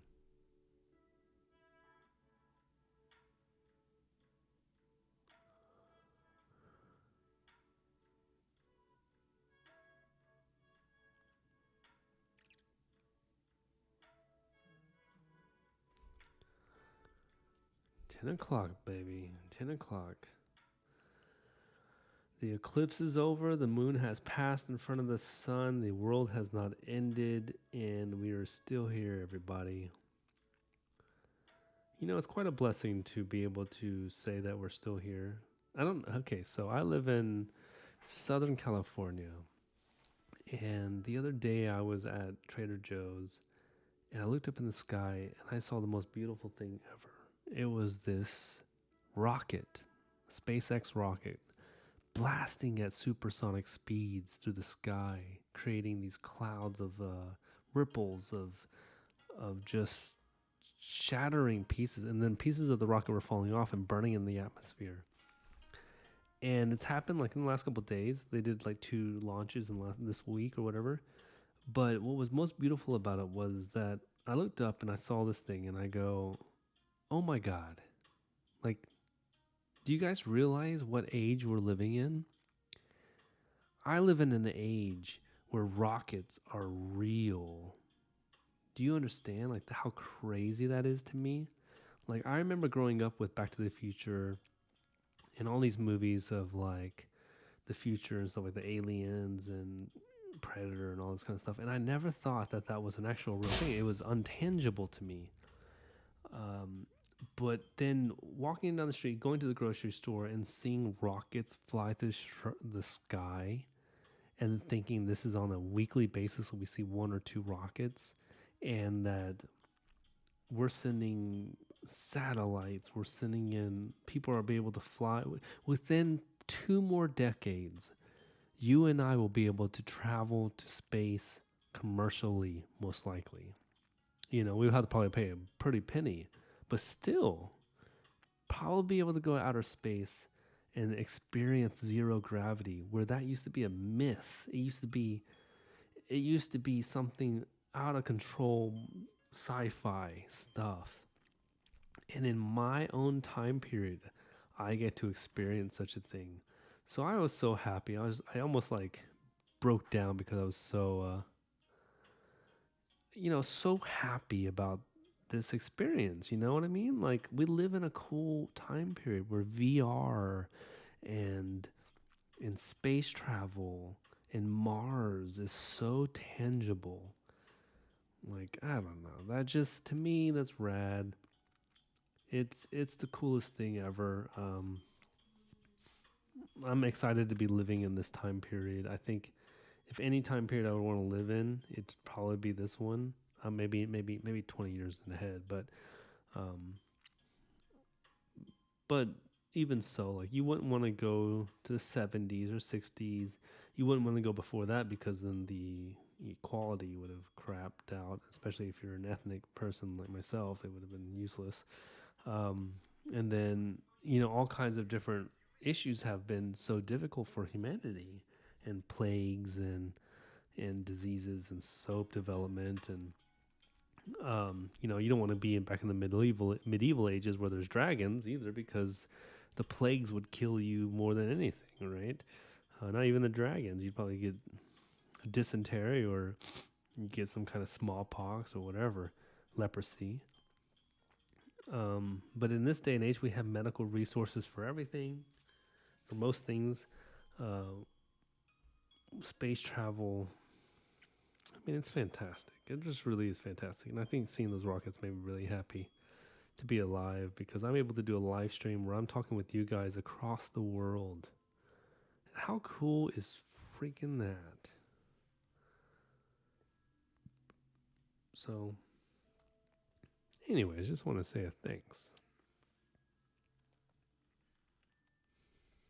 Adrian Smith, huh?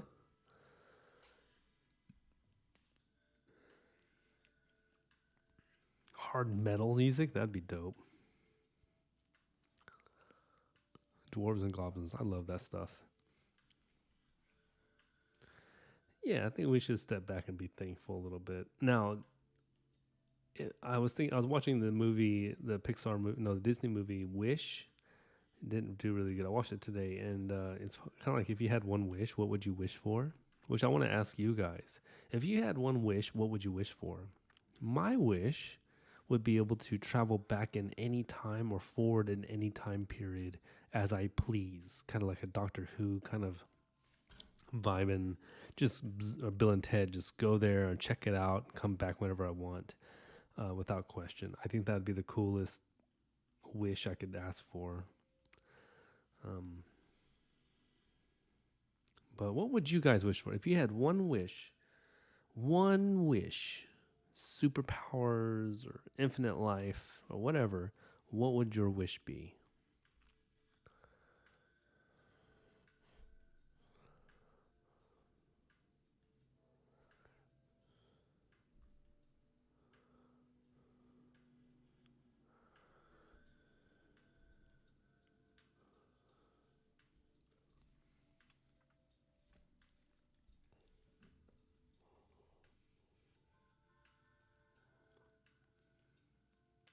Oh, that's hardcore. Wish you didn't have money. Need for money in this world, dude. I like that wish though. That's rad. That's really rad.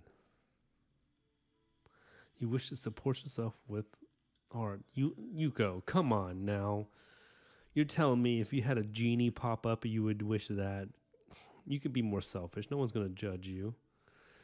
What would you really wish for? To be the greatest artist in the world? Would that matter to you? But if that truly is, if that truly is your thing to support your, that's sweet. That's very kind of you. I understand that. I do get it. I just feel like, you could ask for anything. You can ask for, honestly, all the money in the world. Then you wouldn't even have to support yourself with your art. You can just enjoy doing art however you want and buy all the material and stuff you ever needed. P. Garza says, conquer lands.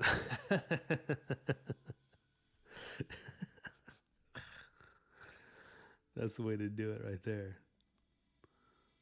I'm gonna conquer everybody.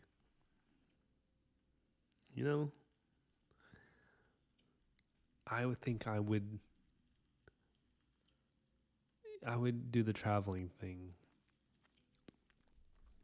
I would do the traveling thing. So then I think my reasoning for it is because I would want to uh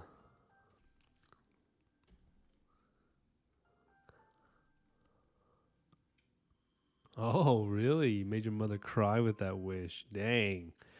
That's intense. Okay. Well, then yeah, I get it then. Whatever that wish must have been. That's all right. Okay. Well, then we'll stick with the art one, huh? Let's see what Randy says. Randy, I just want to tell stories with my drawings and I guess have people that want to see them. Well, hey, dude, you don't even need a wish for that. You just need to put up content, dude. You just need to do it. Frozzy, hear the lamentation of the women. Crush your enemy. Daniel, I would want to know the truth at all times, but I would be total. Yeah. Yeah, I don't know if I'd want that one. Knowing the truth at all times. Mm-mm. That would make you so bitter. Humans, no way. I know what they're thinking half the time, and that's not good stuff. I don't know everything, but I can feel it. I feel like I know what they're saying in their minds, and they ain't pleasant.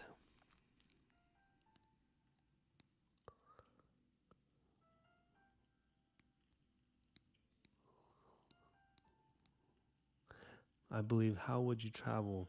You'd be losing fluid, body, and aging fast. Nah.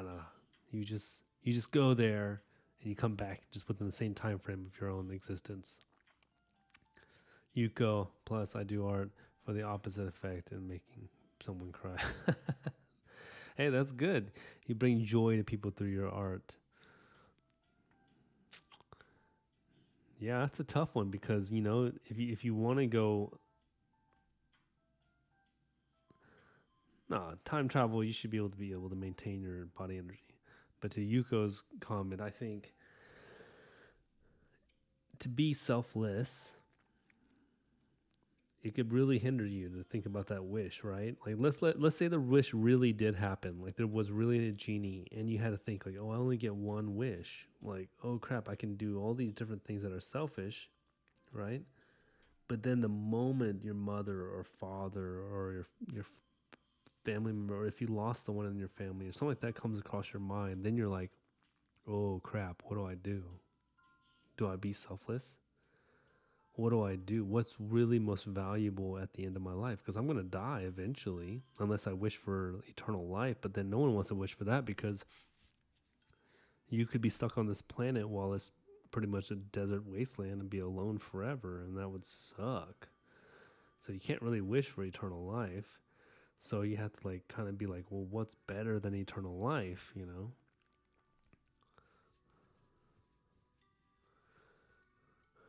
Yeah. I don't know. You know, there's so many positives and negatives to the wish because if, let's say, you want to be Superman, you want to be invincible, well, then no one would trust you. No one would want to be your friend. And if they do want to be your friend, then you couldn't trust them, you know? Things of that nature. Ooh, you would, oh, that's a good, crusty, good one. I would wish that no one could ever lose the wonder of childhood.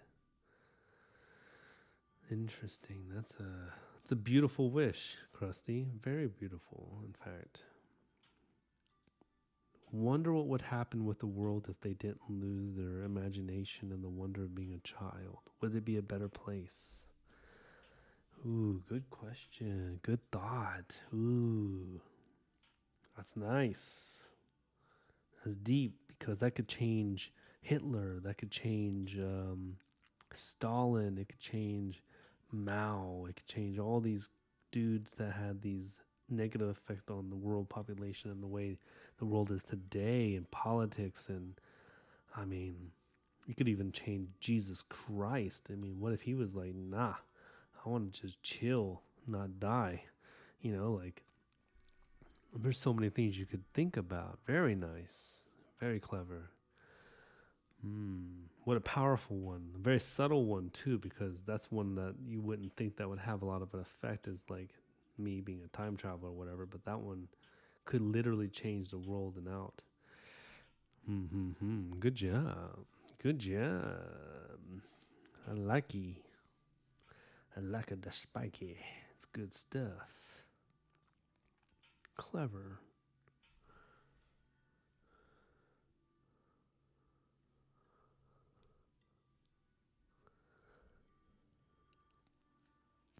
Yeah, I mean, Mongolians probably would not have invaded if they had the kid-like mentality of just playing sports. You know, there's all kinds of things that different cultures would not have probably done if they had kept their childlike imagination and thought process.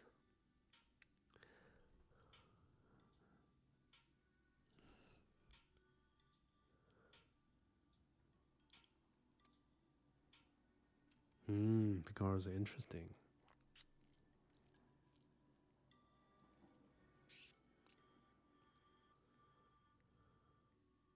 Ooh, good job. Yeah, Yuko. Yeah, you're right. 10% of the same feeling to someone I had growing up with it, then it's a win for sure. For sure.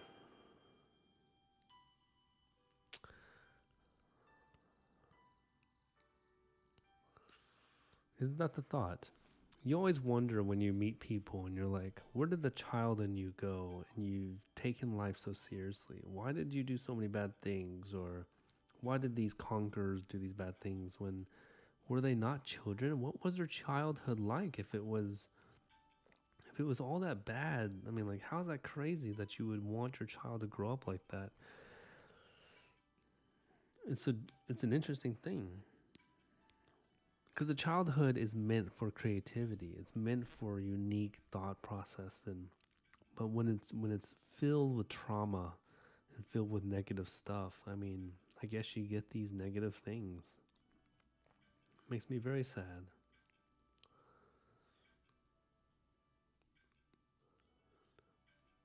Because you got to think like, okay, Hitler, for example, you know, his parents were Christian, right? And he pretty much just hated the Jews. But they also said that he wasn't accepted into art school. One of his reasons, you know, um, which is crazy. He wasn't accepted into an art school. Like, bad arts. We should be condemning that art school for sure. Like, you caused so much pain because you didn't accept a dude because of his art style, you know. But if you know people were able to keep their childhood, maybe the world would be a different place.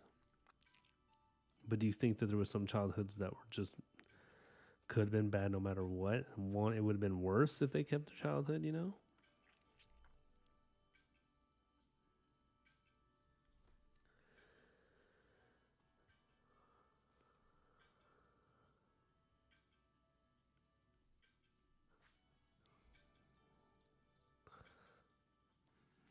Genghis was a pretty brutal dude. Caesar was pretty crazy.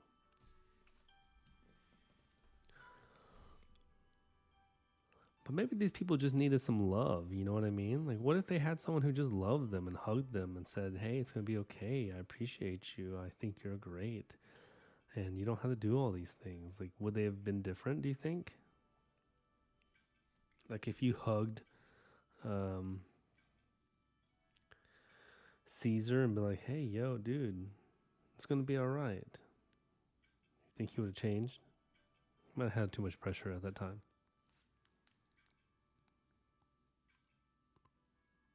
Childlike wonder.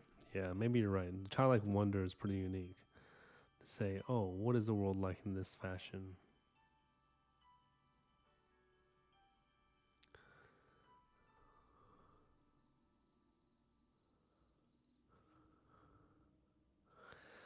That's true. God definitely wouldn't judge us the way humans do. Humans judge each other viciously.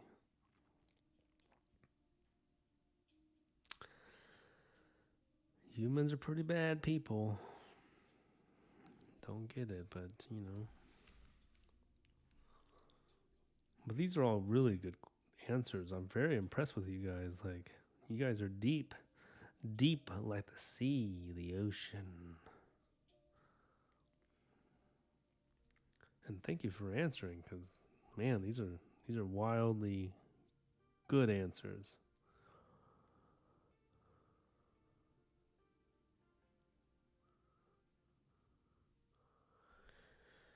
Well, I guess we'll never know, right? We live in a torn up world where society, politics, and crazy people run it, all for greed and all for their own desires. It's all about gain, gain, gain. It's kind of sad. I wish I didn't live in a world where money was important. I really wish I lived in a world that we can just enjoy each other.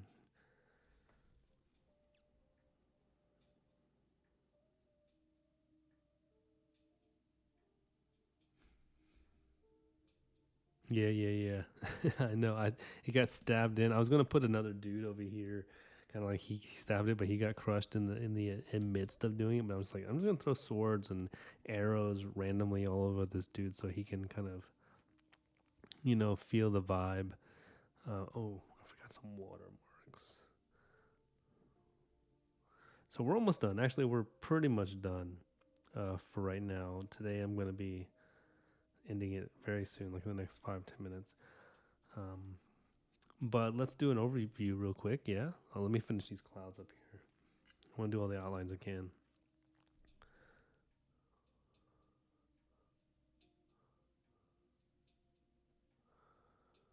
I believe the world can change, though. I have hope, and the reason why I have hope is because I have a plan. And the reason why I have a plan is because I realize that all these great people, bad and good, right? Both terrible and yet, you got Nelson Mandela, you have Mother Teresa, you have who's another good person? The Terminator, all amazing people, I guess, robots.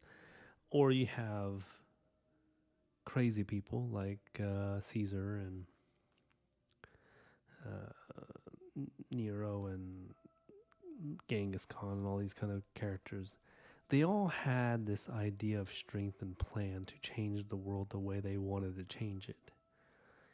And one of the things I've been trying to learn is like, what does it mean if I wanted to change the world for better? Even Jesus Christ, right?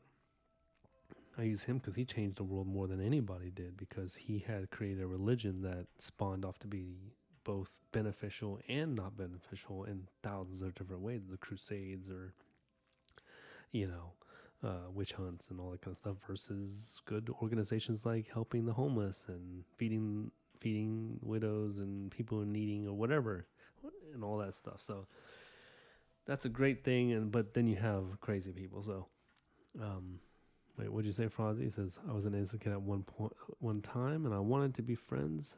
I have no malice, but those bad kids burned the side of my face and with a burning branch. Luckily, it was just an ear and got slightly burnt and not my hair. Oh, dang.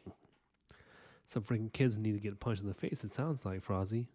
Need to go punch him right in the nostril. Shwam! So yeah, sorry to hear that, man. That's rough stuff. Kids can be brutal.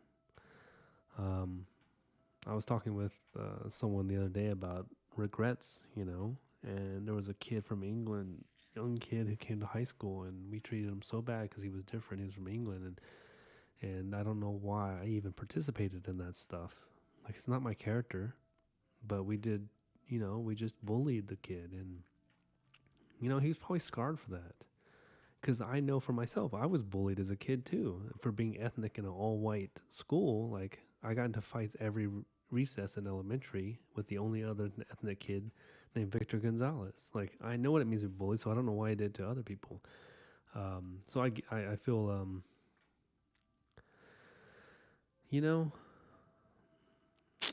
people are pretty rough stuff. Kids are rough. I think they need better leadership, and we don't have really much good leadership these days, which is sad. But I hope to change that. I hope that I can be a light to somebody. I hope that everyone else can be as well. And we can make a move forward. But Frozzy, I'm sorry that happened to you. Those punk kids need to be drop kicked a little bit. So it's fine. By you, of course, as a kid. If you knew Kung Fu, how the world would be different, huh? But nonetheless, I do apologize for that. So I think if we can, with all these like bad people who stood up for their own beliefs and made the world a terrible place, it could be the same if we had good people do the same thing, stand up and do good things in good exchange. So I think I want to devise a plan to try to figure out what the recipe is to change all of that. But I don't know. I'm not a genius, not the all-knowing, so there's got to be a way, though. There's got to be a way.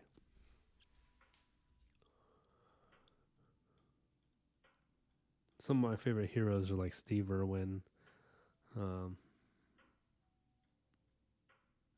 Bruce Lee, let's see, Bob Ross, Mr. Rogers, loving people. Hey, you know what? Maybe that is what made you become an artist. And sometimes tragedy and trauma may seem terrible, but then it teaches us the greatest lessons that a lot of people never learn, Some people never learn these lessons. So I know that in my own life, there's a lot of things that I went through that may seem rough to people, but then at the same time, I wouldn't change it because I'm like, if I didn't go through it, I would have been this ignorant jerk, So I'm kind of thankful in many ways too. Maybe that's the same. Maybe that's the way for you, Frozzy.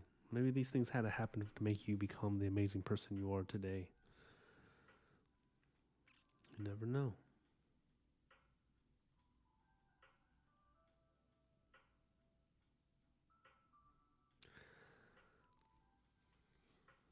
But yeah. Life is rough. Rough stuff.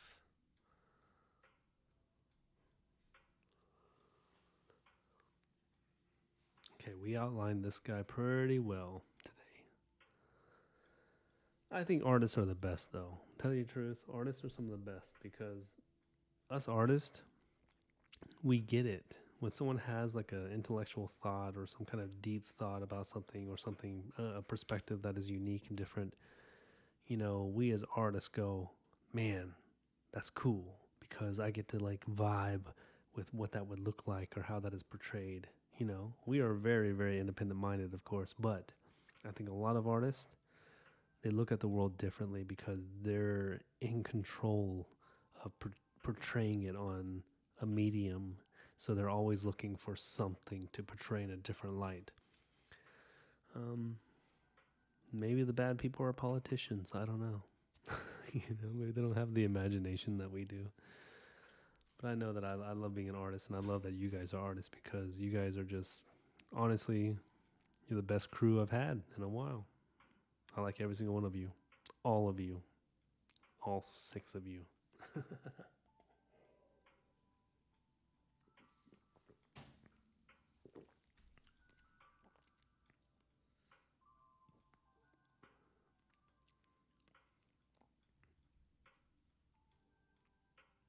Cartoon Academy. Draw. Yeah. Mark Kistler. I don't know who that is, but he sounds great. I have to give thanks, and this video is dedicated to one special artist, and I'm going to give that up to Mr. Rogers from Mr. Rogers' TV show, Won't You Be My Neighbor?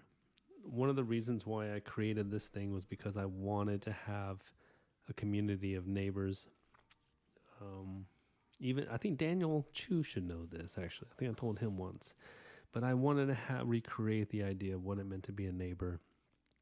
I live in LA where being a neighbor doesn't mean anything anymore. Well, I think in a lot of America, you don't have neighbors anymore. Maybe the world. You don't go ask for sugar. You don't have these outings. You don't know your neighbor's life. Where land used to mean something, where you would go next door and be like, hey, what's up? How are you doing? Are you okay? And you would just be a neighbor, Mr. Rogers really taught me a lot, and I think he instilled this idea of going, no matter who your next door who lives near you, they're deserving of your time, your patience, your love, and respect. And I think we lost that as people who want independent security by ourselves. And so, in a way, this live stream is me being neighbors to you, but also you guys actually are more of neighbors to me. I feel seen, I feel encouraged and heard because you guys are, look at you guys. You guys are commenting and talking amongst yourself, but also talking to me.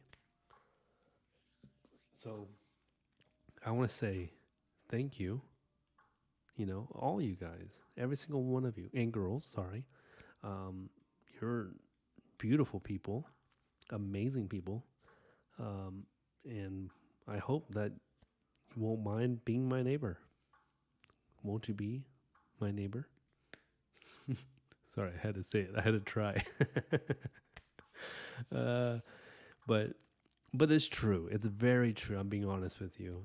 That's why I showed you, the artifacts and stuff like that, because I trust you. Like, this is fun, and it's interesting because we're getting to share ideas and thoughts. And I want that for this live stream. I want this to be a place you feel comfortable, that I feel comfortable, that we all feel comfortable. Kind of like a hangout time where we just like, hey, let's go hang out, But you don't have to be here. There's no like obligation to be here. Wilson from Home Improvement. Yeah. Hey, Wilson was great. I love Home Improvement. Oh, what a good show. What a very good show. Whatever happened to those boys, too? Anyways, I love Tim Allen. But yeah, I wanted to bring a Bob Ross, Mr. Rogers, and a crikey old guy like Steve Irwin kind of vibe to this kind of thing, where you love the animals, you love the panda, kind of thing. That was a terrible accent, forgive me.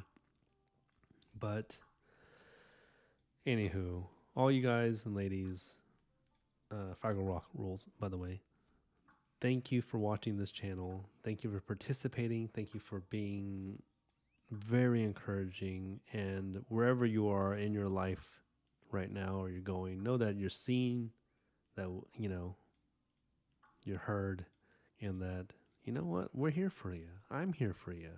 We're all here for you. I can see that. Look at this live stream. All you guys are rad to the bone, bad to the bone, But let's end this thing. Let's end the night. It is Monday night, and you guys should be doing some art, having some fun. Let's review.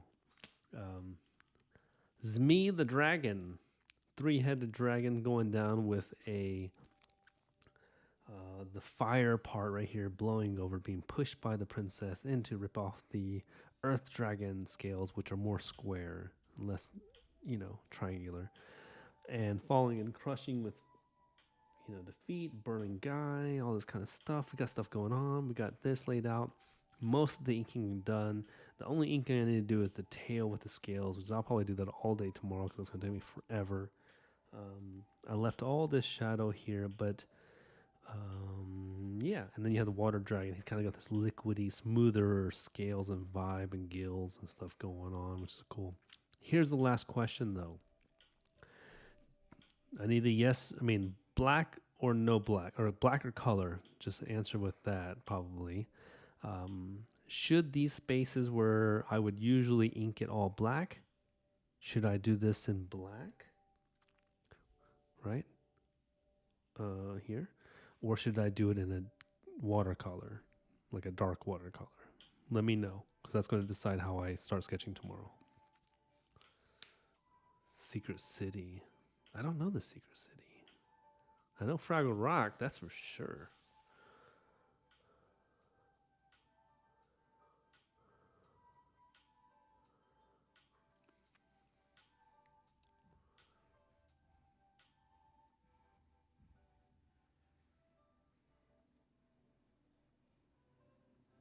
So what do y'all think? Color or black? I like black myself, so we got one vote for black by Randy. Color. Ooh, Yuko's like color. 1 and 1.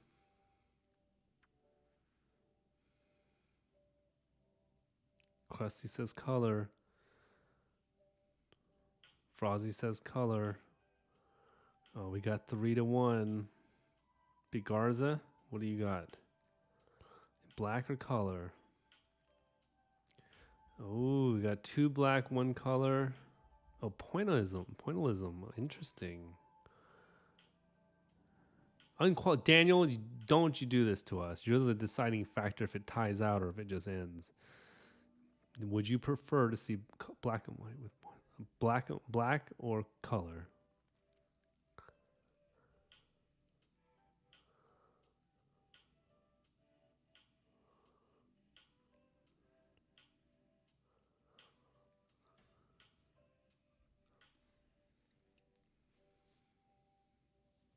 I'm waiting on you, Dan. Waiting on you, Mr. Chew. Choo choo, good chew.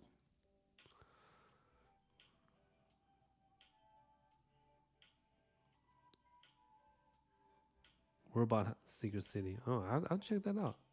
Okay. All right. This color it is. We are going to do a deep color instead of black and white, a black ink. Interesting. This will be a new test of my skill. As you can see, guys, I don't know everything about art, so what circles? I don't see what circles you're talking about. What is that? What are those circles for? Ha ha ha. Oh, okay. Secret City. All right, we're gonna do we're gonna do you got me saying circle. We're gonna do color. We're gonna enjoy color on this bad boy, and I want to find a way that I can give you guys this image when we're done with it. But let's see how crappy it turns out. If it turns out like crap, then we'll figure out something different. But yeah, I would like to share this with you all because you all have been such a great influence on this. So starting tomorrow, we'll start watercoloring. Okay.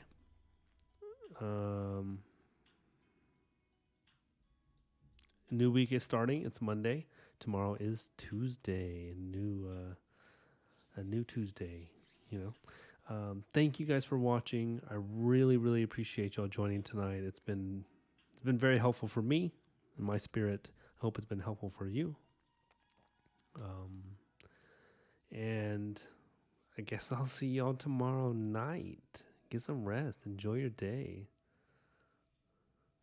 You're right. That's where I'm going to scan it in before and save myself, Yuko.